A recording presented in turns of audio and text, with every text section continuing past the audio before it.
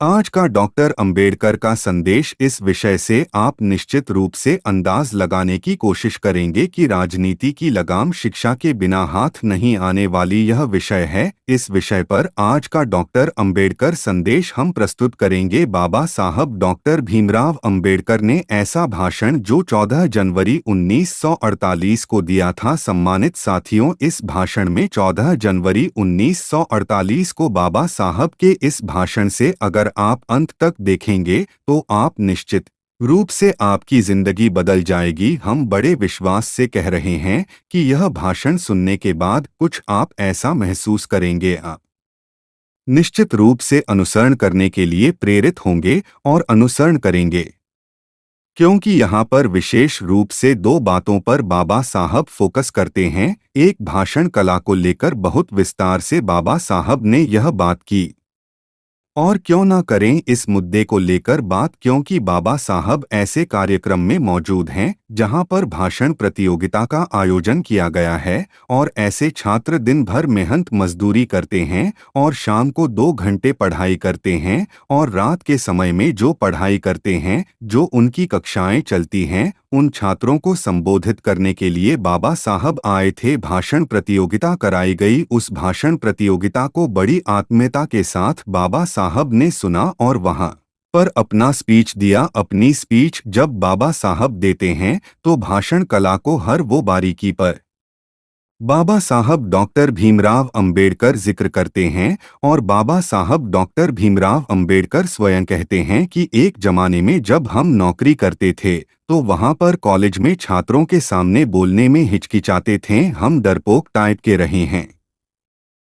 लेकिन बाबा साहब ने कैसे अपने आप को साहसिक वक्ता, एक अच्छे वक्ता के रूप में अपने आप को निखारा, इस बात को हम सभी महसूस करते हैं। आज की तारीख में तो कला बाबा यहाँ जिक्र करते हैं कि कैसे उन्होंने कड़ी मेहनत करके एक अच्छे वक्ता के रूप में अच्छी पहचान बनाई। तो निश्चित है आप भी यह जानना चाहते हैं कि बाबा साहब ने कैसे अच्छे वक्ता के रूप में काम किया, बाबा साहब अच्छे वक्ता रूप में बने। दूसरी बात, बाबा साहब यहाँ पर पहनावे को लेकर हमारे कपड़े किस तरह के होने चाहिए, कब किस फंक्शन में किस तरह के कपड़े पहनना चाहिए, इस पर बहुत गहराई से प्रकाश डाला है बाबा साहब डॉक्टर भीमराव अंबेडकर ने। इसलिए हमारा आपसे निवेदन है कि आज का वीडियो लंबा हो सकता है, इससे पहले आपने सुना हो या ना सुना हो, लेकिन आज का वीडियो बाबा साहब का भाषण अगर आप अंत तक सुनेंगे तो निश्चित है एक यूं कहें कि परिवर्तन हो जाएगा हमारे जीवन में। सम्मानित साथियों, बिना विलंब किए हम शुरू करेंगे आज का डॉक्टर अंबेडकर संदेश। 14 जनवरी 1948 के दिन मुंबई के धोबी तालाब नाइट्स स्कूल छात्रों की भाषण प्रतियोगिता समारोह शाम 8 बजे सिद्धार्थ कॉलेज होती है।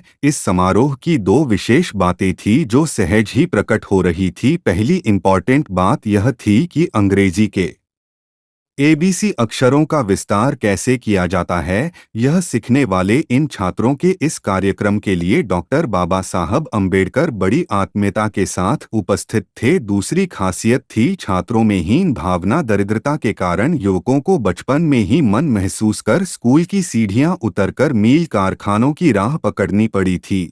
ऐसे 350 युवक अब नौकरी करते करते इस नाइट्स स्कूल में पढ़ने लगे। इन्हीं छात्रों का यह कार्यक्रम था। पीपल्स एजुकेशन सोसाइटी वॉइस अध्यक्ष DG यादव को आमंत्रित किया गया था। भाषण प्रतियोगिता के 3 विषय यहाँ पर रखे गए थे। पहला विषय अस्पृश्य युवकों के क्या कर्तव्य है, दूसरा विषय है हिंदू धर्म के बारे में मुझे क्या लगता है, और तीसरा महत्वपूर्ण मनोरंजक विषय था फिल्में देखना अच्छा है या बुरा। 9 छात्रों ने इस प्रतियोगिता में हिस्सा लिया था और पुरस्कार जीते। इस अवसर पर नाइट्स स्कूल के प्रबंधक और वाद विवाद मंडल के सचिव और समारोह के अध्यक्ष के भाषण हुए। उनके बाद तालियां की गड़गड़ाहट के बीच डॉक्टर बाबा साहब भीमराव अंबेडकर ने स्पीच देना प्रारंभ किया, अपना भाषण देना शुरू किया और कुछ क्या कहा अब हम आपको बताएंगे। बाबा साहब ने कहा कि प्रिय मित्रों, आज जो भाषण प्रतियोगिता का आयोजन हुआ है और उसमें जिन छात्रों ने हिस्सा लिया उनकी सोच में और मेरी सोच में बहुत अंतर है। ऐसा मुझे लगता है जिन्होंने इस प्रतियोगिता में हिस्सा लिया था उनका काम उत्सुकता जगाने वाला रहा। ऐसा शायद खुद उन्हें भी नहीं लगता होगा। इसमें निराश होने जैसी कोई बात नहीं है। हो सकता है यह आपका पहला ही अवसर हो। जिन्होंने कोशिश करके इतने बड़े जन समुदाय के सामने बोलने का साहस किया, वे सचमुच प्रशंसा के पात्र हैं। भाषण एक कला है, बड़ी मेहनत करनी पड़ती है। इस कला को सिखाने में कुछ लोगों में पैदाइश हो सकती है। महाराष्ट्र में नामधार गोखले नीस नाथ वक्ता थे। वो एक एक्सपर्ट वक्ता थे, इस बारे में दो राय नहीं है। कोल्हापुर के राजा राम कॉलेज में नामदार गोखले प्रोफेसर के पद पर कार्य कर रहे थे। इस दौरान वहां पर किसी वक्ता का भाषण हुआ। मेहमानों के प्रति आभार प्रकट करने का कार्य आयुष्मान गोखले को दिया गया था। आयुष्मान गोखले अपना भाषण लिखकर लाए थे। इतना ही नहीं, भाषण उन्होंने याद भी कर लिया था, लेकिन वे जब बोल रहे थे तभी किसी ने कुछ इशारा कर दिया और वे अपना भाषण भूल गए। 1-2 मिनटों में ही वे सभागार से बाहर चले गए। ये इस घटना ने उन्हें अच्छा सबक सिखाया। मैं एक मैकाले नामक लेखक की सारे किताबें याद करने की उन्होंने ठान ली और मैकाले का पूरा साहित्य याद कर लिया। उनके कमरे में हर तरफ आईने लगे हुए थे। भाषण करते हुए वे अपने आप को देखा करते थे। भाषण करते हुए अपने हाथ, अपने बाल, वे अपनी मुद्राएं आईने में देखा करते थे। कैसे आप एक अच्छा वक्ता बन सकते हैं? अकेले में प्रैक्टिस करेंगे बोलने की तो निश्चित रूप से दिन प्रतिदिन सुधार होता रहेगा। लेकिन अपने भाव भाषण देने के दौरान क्या हो, इसके लिए आप निश्चित रूप से जिस तरह से यहाँ आईना लगा था गोखले का, वैसे आप भी अपने किसी कमरे में आईना लगा सकते हैं और आप एक अच्छा वक्ता बनने के लिए अभी से तैयारी कर सकते हैं।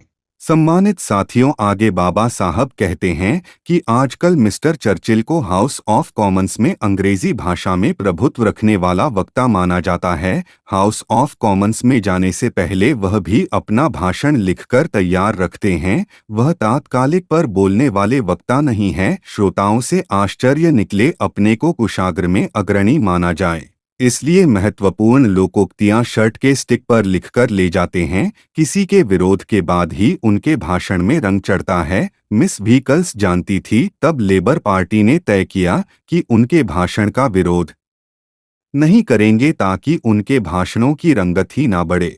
इसलिए चर्चिल के भाषण असरहीन होने लगे। इसलिए आप लोगों को भी निराश होने की जरूरत नहीं है। प्रजातंत्र के युग में बेहतरीन कला की बहुत ही जरूरत होती है। जो बोलने की कला के सहारे दुश्मन का मन जीत लेता है, वह महापुरुष होता है। सम्मानित साथियों, यह कला का हम सभी को अनुसरण करना चाहिए, क्योंकि बाबा साहब डॉक्टर अंबेडकर कहते हैं कि प्रजातंत्र में, और हम लोग प्रजातंत्र में रहते हैं। एक भारत एक प्रजा आंतरिक देश है, इस बात का हम सभी को पता है। उसी प्रक्रिया में इस समय लोकतंत्र पर चुनाव चल रहा है, जहां जिन चरणों में वोटिंग हो, चुनाव हो, हमारा आपसे निवेदन है कि बढ़ चढ़कर मतदान करें, क्योंकि बाबा साहब डॉक्टर भीमराव अंबेडकर के कड़े संघर्ष के बदौलत हमारे समाज को वोट देने का अधिकार मिला है। सन 1935 से पहले हमारे समाज को मतदान करने का अधिकार नहीं था, लेकिन आज जो मतदान का अधिकार, वोट देने का अधिकार मिला है। डॉक्टर आम्बेडकर स्वयं कहते हैं कि एक बहुत कड़े संघर्ष के बदौलत मिला। इसलिए सम्मानित साथियों, हमारा निवेदन है कि अपने वोट का इस्तेमाल जरूर करें।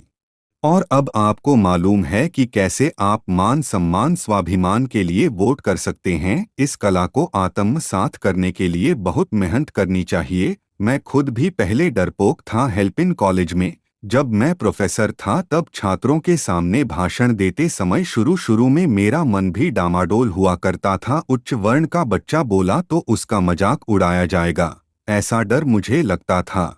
उस वक्त मुझे लगता नहीं था कि मैं अच्छा बोल पाऊंगा, अंग्रेजी भाषा में अच्छी तरह लिख सकता हूं, कम से कम इस वक्त मुझे ऐसा लगता था। लेकिन उस वक्त ऐसा लगता था। लेकिन कड़ी मेहनत और लगन को अपनाकर मैंने यह कला विकसित की है। कड़ी मेहनत और लगन बेहद जरूरी होता है कोई भी चीज सीखने के लिए। अगर आपके अंदर कड़ी मेहनत और लगन है और आप शून्य पर खड़े हैं, लेकिन शून्य से शिखर छूने में आपको वक्त नहीं लगेगा। बस शर्त है निरंतर कड़ी मेहनत और लगन से लगना होगा। डॉक्टर बाबा साहब भीमराव अंबेडकर कहते हैं कि इससे अधिक बेहतर कोई भी कुछ बता नहीं पाएगा। इस बारे में यकीन होने के बाद ही अपना भाषण दिया करता था। नवयुवकों में जो जागरूकता देख रहा हूं, तो मुझे लगता है कि वे समाज में कुछ स्थान हासिल करना चाहते हैं, सम्मान के साथ जीना चाहते हैं, अपने पुरखों की तरह कलंकित जीवन नहीं जीना चाहते हैं। सभी के भाषणों में मुझे यही स्वर सुनाई दिया है, आपको शिक्षा और विद्या के बिना अपना उद्धार संभव नहीं है। मैंने अपने जीवन में कई तरह के काम किए हैं। मेरा राजनीति में जीवन का महत्वपूर्ण समय बिता है। अभी राजनीति की लगाम उच्च वर्णों के हाथ में है। लगाम को अपने ही पास में रखने के लिए उच्च वर्ण की कोशिश जी जान से चल रही है। श्रेष्ठ दर्जे की मौके की जगह हासिल करने के लिए जो शिक्षा चाहिए वो उच्च वर्णी में है। तब हम आपसे प्रश्न करते हैं और आप महसूस करते होंगे कि वोट की खातिर बहुत सारे लोग इस समय बाबा साहब की फोटो लेकर घूम रहे हैं। कोई सीने से लगा लेता है फोटो को और समाज के बीच में जाता है और वोट खींच लेता है, दलितों, SC ST और सभी का। लेकिन उनसे यह पूछना चाहिए समाज को, क्या वे इस समाज के हित लिए कुछ करने वाले हैं? क्या इसके स्वाभिमान की रक्षा, इसकी सुरक्षा, संविधान की जो रक्षा है उसकी रक्षा के लिए कुछ प्रयास करेंगे? और क्या करेंगे और क्या करने की कार्य योजना है? सम्मानित साथियों, आपने महसूस किया होगा कि इस तरह की परिस्थितियों में हम अपने आप को पाते हैं, जिस तरह से बाबा साहब लगातार आपने देखा, महसूस किया। बाबा साहब स्वयं इस मौके पर रहते हैं कि हमने लंबा समय राजनीति में बिताया है और बिता रहे हैं, लेकिन आज भी राजनीति की लगाम उच्च वर्ण के हाथों में है। हमारे हाथों में राजनीति की लगाम आनी चाहिए, यह संदेश है इस डॉक्टर आम्बेडकर संदेश में। इसके लिए निश्चित रूप से हमें बहुत ही बुद्धिजीवी, समझदारी के साथ बुद्धिजीवी होने का परिचय देना चाहिए। हर चुनाव में बाबा साहब कहते हैं कि कहा जाता है कि जिसके हाथ में झूले की डोर होती है वही दुनिया का उद्धार कर सकता है। इसी प्रकार राजनीति की लगाम विद्या के बिना नहीं आने वाली। सत्ता को अपने अधिकार में करने के लिए बहुत सारे लोगों की कोशिश जारी है, लेकिन उनको सफलता नहीं मिल पा रही है। इस फर्क की जड़ यही है। इंजीनियर, कलेक्टर आदि पद उच्च वर्णियों को इसलिए मिलते हैं क्योंकि उनके पास विद्या है। सम्मानित साथियों, विचार करो कि यह बात 1948 की है। 999 इंजीनियर, कलेक्टर उच्च वर्ण के हुआ करते थे। तब यह बात बाबा साहब कहते हैं या इच्छा जाहिर करते हैं। एक तरह से यह कहने की कोशिश करते हैं कि यदि हमारे लोग अधिकांश इंजीनियर हो, डॉक्टर हो, उच्च वर्ण के लोग सॉरी कलेक्टर हो, तो ऐसे में हम इस राजनीति की डोर अपने हाथों में ले लेंगे। तो ऐसे में आप विचार कीजिए। सम्मानित साथियों, वर्तमान परिदृश्य में मैं समझता हूं कि कम से कम 1/3 समाज, हमारे अपने समाज में 50% से ज्यादा लोग इंजीनियर, डॉक्टर, क्लर्क, ये आपको मिल जाएंगे। लेकिन इनके होते हुए भी क्या राजनीति की लगाम हमारे हाथ में है? अगर नहीं है तो बाबा साहब भीमराव अंबेडकर ने किससे उम्मीद की है? जिससे शिक्षा की बदौलत जो कभी शिक्षा के दरवाजे हमारे समाज के लिए खुले ही नहीं थे, जो आज खुले हैं। शिक्षा का दरवाजा, जिसने दरवाजा खोलने का कार्य किया हमारे लिए, हम में से यह उम्मीद लगाए थे कि राजनीति की लगाम अपने हाथ में लेंगे, लेकिन हम ही किसी के बहकावे में आ जाएंगे। खासकर चुनाव के वक्त तो कैसे राजनीति की लगाम अपने हाथों में आएगी। बड़ी समझदारी के साथ हम लोगों को एक साथ आगे बढ़ाना है। विश्वरतन बाबा साहब डॉक्टर भीमराव अंबेडकर के संदेश की गहराई को समझना। मेरे सम्मानित साथियों, बाबा साहब कहते थे कि अपने माताहत की जगह अपने ही लोगों को देते रहते हैं। केवल क्लर्क बनने के लिए नाइटस स्कूल का लाभ आपको नहीं मिलेगा, बल्कि मौके की जगह पाने के लिए भी काबिल बनेंगे। नाइट्स स्कूल की कोशिशें प्रशंसनीय है, मैं हर तरफ से मदद करूंगा। नाइट्स स्कूल को सालाना की देने की ग्रांट निश्चय किया है। साथ ही पाठ्य पुस्तकों के लिए जो 200 की जरूरत पड़ेगी वहां पर भी मैं दूंगा। यानी जो देना मेरे संभव है वह सब कुछ मैं दूंगा। आप सबको यह लाभ उठाना होगा। एक बात और, आप लोगों को साफ सुथरा रहना होगा। यहाँ मैंने कुछ छात्रों को साफ सुथरा कपड़े पहने देखा है। किसी मैगजीन के एकांक में महार और उनके जगमगाते कपड़े शीर्षक से एक लेख छपा है। असल में वो बस स्थिति नहीं है, बल्कि केवल प्रशंसा है। कहावत प्रसिद्ध है, एक नूर आदमी 10 नूर कपड़ा बाहर निकलते ही आपके कपड़े बिल्कुल साफ होने चाहिए। आप पहनावा देखकर ही लोगों के मन में भय पले, आपके बारे में आदर उत्पन्न होना चाहिए। मेरा काफी पैसा कपड़ों पर ही खर्च होता है, यह बात बाबा साहब ही कहते हैं। शर्ट पैंट कॉलर मेरे पास कितने हैं इसका खुद मुझे भी अंदाजा नहीं है। यह बात सच है, मेरे पास दर्जनों कपड़े हैं। कई बार उनसे ओख जाता हूँ और लगता है कि उन सब की नीलामी कर दूं। जिस प्रकार आपको साफ सुथरा रहना होगा, उसी प्रकार आपको स्वाभिमान के साथ भी रहना होगा। बहुत बड़ा संदेश बाबा साहब ने अंत में यहाँ पर दे दिया। जिस तरह आपको साफ सुथरा रहना होगा, उसी प्रकार आपको स्वाभिमान के साथ भी रहना होगा। स्वाभिमान कैसा? बहुत सारे लोग आज भी इस बात को कहते हैं कि साहब हम आपकी बराबरी कहाँ कर पाएंगे, हम आपकी बराबरी में नहीं हैं, यानी कि कुछ इस तरह इस अंदाज में कहते हैं। देखिए, बाबा साहब भीमराव अंबेडकर कहते हैं, देखो मैं तो आपके जूते बराबर हूँ। ये वाली सोच छोड़ देनी चाहिए। किसी से अपमान सहने की बजाय मैं मर जाना पसंद करूंगा, ऐसी आपकी सोच होनी चाहिए। यह है स्वाभिमान। मेरे सम्मानित साथियों, डॉक्टर बाबा साहब कहते हैं कि आपको खूब पढ़ना चाहिए। हर रोज एक आध किताब आपको पढ़ने की आदत डालनी चाहिए। इससे आपका ज्ञान भी बढ़ेगा और आपके अंदर आत्मविश्वास भी पैदा होगा। ज्ञान की बदौलत, सम्मानित साथियों, आत्मविश्वास बढ़ता है। अपनी नई इमारत खड़ी हो जाने पर 1 से 2,000 छात्रों का प्रबंध किया जा सकता है। दिन भर काम कर रात को 8 से 10 बजे तक पढ़ाई करते हैं। यह निश्चित ही प्रशंसनीय है। आप सबको सफलता मिले, यही मैं कामना करता हूँ।